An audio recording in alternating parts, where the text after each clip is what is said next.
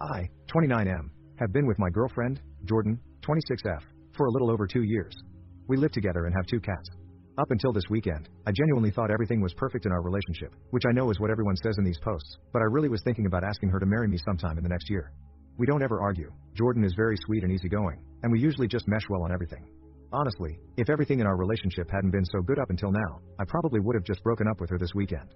But because things have truly been so perfect, I'm not sure if I'm jumping to the wrong conclusion about what to do, simply because my feelings were hurt. The other person who's important in this story is Jordan's friend, Mark, 26M.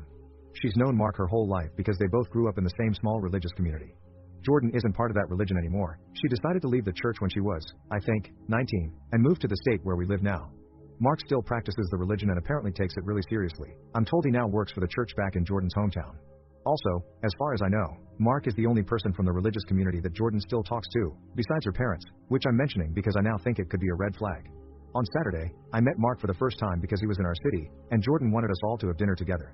At this point, I want to say, I will admit that when we were first dating and I found out Jordan had a best friend who was a guy, I didn't really like it, especially because it seemed like they were on FaceTime with each other a lot. But since he was a childhood friend and they mostly didn't see each other in person, I trusted Jordan that Mark was only a friend, didn't let it bother me, and eventually got over it.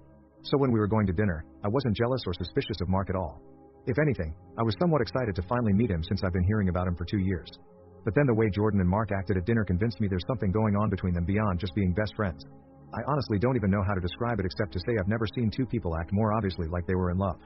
They literally wouldn't stop touching each other. They were constantly touching each other's arms and shoulders, and at some points, they were even holding hands. They completely left me out of the conversation, laughing about inside jokes. Every time they'd laugh, they'd put their foreheads together, or that's when they'd be holding hands. And then there was the way they were looking at each other. It made me feel incredibly uncomfortable. It wasn't how anyone would look at somebody they're supposedly just friends with. I'm 100% sure that every stranger looking at our table thought Jordan and Mark were the couple and that I was her brother or something. I felt like a third wheel the whole time, and Jordan didn't even notice how awkward she was making it for me because she was way too focused on Mark and all the attention she was getting from him. That's really not like Jordan at all. Usually, she's much more considerate and would notice immediately if I wasn't having a good time or if she was accidentally being rude and excluding someone at the table. It was genuinely jarring to sit there with her and Mark and feel like I didn't know my girlfriend at all. It was like he turned her into a completely different person who didn't even care that I was alive. Finally, at one point, when Jordan got up to go to the bathroom, I said to Mark, "So are you into my girl, or what's going on here?" "Mark, nothing's going on at all. That ship sailed a long time ago." "Me, what does that mean? Did you guys date at some point?" "Mark, no, we never did. And then when she left the church, we both knew it meant we were never going to. We've accepted being in each other's lives as friends. There's nothing else going on at all." "Me, that makes it sound like the only reason you're not together is because she left the church." All Mark did was shrug.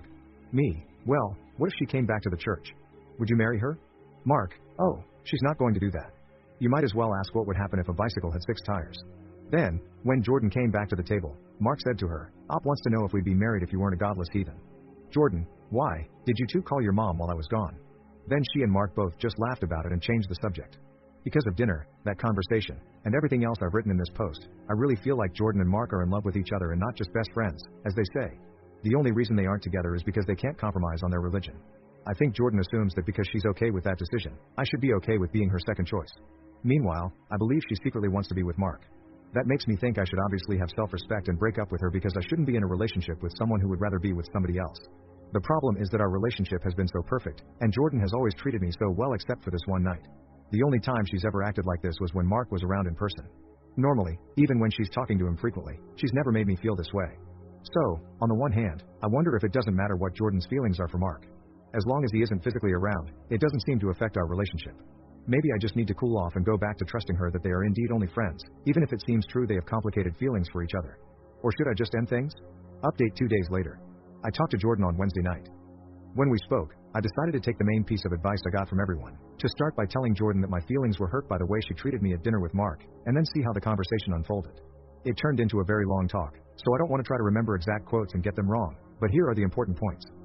I repeated to Jordan some of what I wrote in the post and explained that I felt excluded by her and Mark, especially because they were being overly touchy-feely with each other to the point that it made me uncomfortable. Jordan seemed surprised, like she hadn't even noticed that she and Mark were touching each other that much. Then, after thinking about it, she said I was right and apologized. She explained that Mark is always really touchy with everybody, not just her. I asked and that she hadn't even thought about it, but she wished I would have said something at the time because she hadn't realized they were being that obnoxious. I said that was part of what bothered me because I thought she would have normally noticed something like that, but she was acting so differently around Mark, not paying attention to anything else, including how I was feeling. I told her it honestly made me question which one of us she cared about more, or if she cared about him as more than just a friend. Jordan apologized further and said she could understand why it would look that way to me.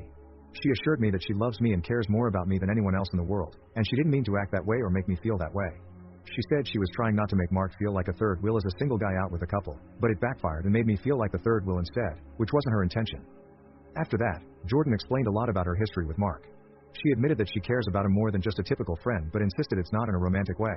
She said that's why she always refers to him as her best friend rather than just her friend.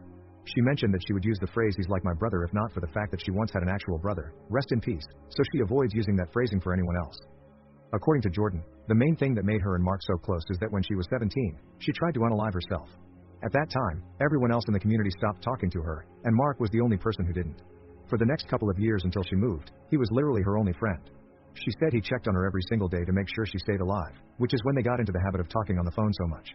She also mentioned that during this time, Mark's parents thought they were dating and made a big deal about how they shouldn't be. That's why she made that remark during dinner. Apparently, calling Jordan a godless heathen is something Mark's mom actually said. I told Jordan that Mark had basically said to me he thought the two of them would be married if she had stayed in the church, and I asked if she thinks Mark might be in love with her even if she doesn't feel the same way. She said definitely not, and I don't think she was being dishonest. I really don't agree with her, but I believe she genuinely thinks Mark isn't interested in her in any way beyond friendship. From her perspective, she thinks they might have gotten married if she'd never left the church or moved, but it would have been more due to peer pressure than anything else, and she doesn't think it would have been a good thing. She believes Mark was just being honest about his thoughts and assumes he's imagining a scenario where she'd be the perfect church wife, so there'd be no reason they wouldn't make a good couple. The big thing that happened at the end of the conversation is that Jordan told me Mark is coming back through our city on his way home from this trip. She said she was going to invite him to hang out with the two of us again, but if I'm uncomfortable with him around, she won't ask him. A lot of people were saying that if she didn't offer to cut contact with him or reduce their communication, it meant she valued him over me. However, the fact that she brought up on her own that she wouldn't invite him to dinner with us again if I didn't want her to seemed like a really good sign. Based on everything she said, I understand why she didn't offer to stop being friends with him altogether, and I wouldn't expect her to after what she told me about what happened when she was a teenager. I've decided to take Jordan at her word that although she and Mark are unusually close, it's for the reasons she explained and not because she's in love with him. The fact that she was immediately apologetic instead of defensive was encouraging, and her explanation made sense to me. I don't necessarily trust Mark, but I do think I can trust Jordan. I'll be keeping an eye out to see if she continues talking to him as much as she used to or if anything changes. I'm not going to be controlling and tell her she can't talk to him or that she needs to reduce their communication, but I want to see if addressing all of this with her causes her to act differently. I'm kind of hoping she might realize on her own that the way Mark acts toward her does seem like he likes her as more than a friend now that I brought it up. But I'm not sure. Things might just go back to exactly how they were before, and I won't know if anything has actually changed until the next time Mark is around in person. Either way, I don't think this is something I should keep worrying about until it happens.